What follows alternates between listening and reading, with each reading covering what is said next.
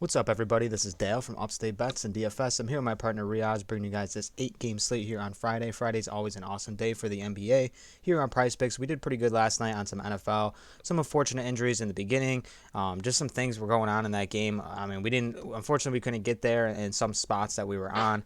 And then in the NBA, I mean, oh man, just a blowout at the end there kind of killed us. But thank you for riding with us. If you guys are still riding with us, I appreciate the viewership and everything. Thank you guys. We're on the road to 1,000 subs. We're about 40 away at this point. So if we can keep hitting that sub button, that would be amazing. It looks like about 60% of you guys aren't subscribed yet. So if you can please hit that subscribe button. If you get any sort of benefit out of these videos, that'd be amazing. Hit that like button as well. If this is your first time joining us, we do NFL, NBA, and we have been doing some MMA lately. So thank you guys for joining us. You can sign up using promo code UPSTATE, which is at the bottom of the screen. That'll give you a 100% deposit match on your first deposit here on Prize Picks. So that's an awesome deal. You can mix and match sports here. It's a great way to play.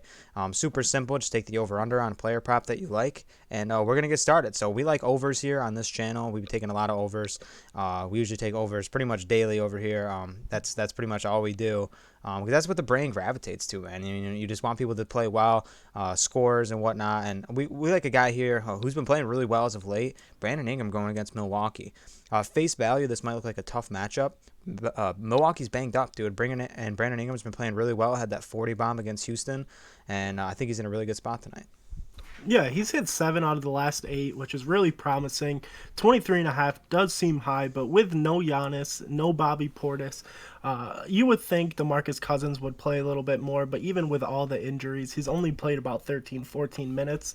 So they really need Brandon Ingram to keep this game close. We know Milwaukee has a bunch of role players that are really good still, and Pat Covington and Grayson Allen, and Middleton's back. He's questionable, but he really is probable, so he will be playing in this game. And this Pelicans team is no slouch. Brandon Ingram has been absolutely crushing the points recently with the 40 bomb against Houston.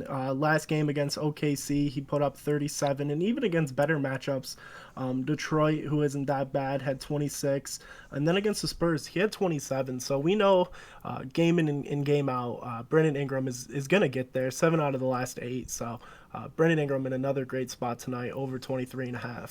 Yeah, totally agree. Definitely the guy who runs the offense, puts up a ton of points as well. Not everything is completely updated here yet. We saw Anthony Edwards have that big game last night. A couple guys look pretty decent here. Don't want to get into that mess down there in Charlotte between all those guys. There's just a lot of shots to go around. We're going to jump over to rebounds, man. And in that same game, we're targeting another guy who should get an uptick here based off of injuries. And Chris Middleton on the rebounds here at 6. It looks really good. Just because there's no Portis, no Giannis, and Middleton's not known for his ability to rebound from the guard position, but he definitely can. Solid rebounding guard, just doesn't get enough credit for it. And here at 6, I like the spot for him. Just with all the injuries, they're going to need a little bit of rebounding outtake from him, and I think this is a great spot. Especially coming off 3 straight games now with 8 rebounds. And like we touched on before, and Dale just said it, with all the injuries, and really the 2 primary guys that grab pretty much the majority of the boards in Giannis and Bobby Portis. They're going to need somebody here to crash the boards, and no better than the second best player on this team, Chris Middleton. There's no reason why he shouldn't get there tonight. I think the line is at a perfect line at 6.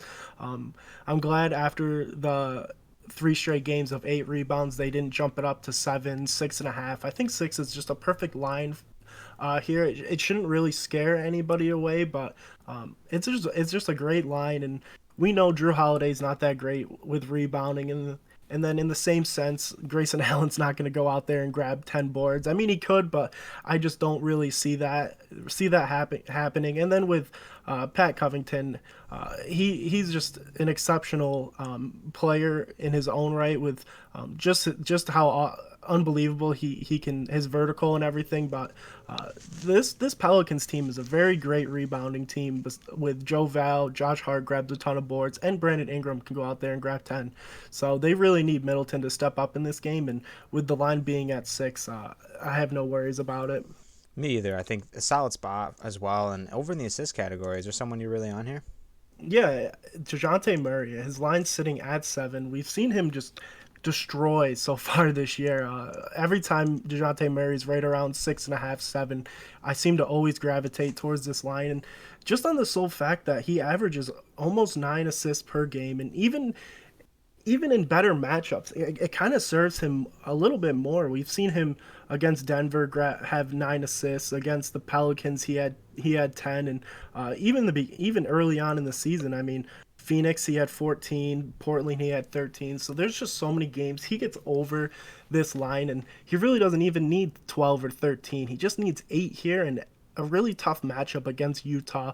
But they're gonna really need Dejounte Murray to go out there and get this team going, and take out all the bias being a Spurs fan. This is really the only healthy team that hasn't been hit with the COVID right now. We've seen that just crush this league widespread. So Derek White's still out there, Keldon Johnson's still out there. So Jaka Portal has been playing unbelievable. So Dejounte Murray over 7. I can't see why he couldn't get there tonight. Yeah, I mean, he's a guy that's just been absolutely killing it so far this season in general, in every statistic, really. Been playing really well. I think they can stay competitive in this game, too. And, we know the ceiling for him in terms of, assists here. 7, it seems a little bit low for me on a guy that can definitely go out there and give you 12, 13. So that'd be awesome for him in a great spot tonight here against Utah. And then over in 3-pointers made, a guy that I've been on.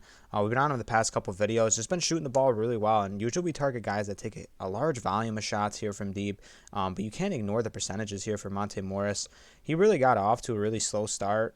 Just not even necessarily slow start, but just not even taking as many. But as of late, I mean, he hit this really early on in the first half.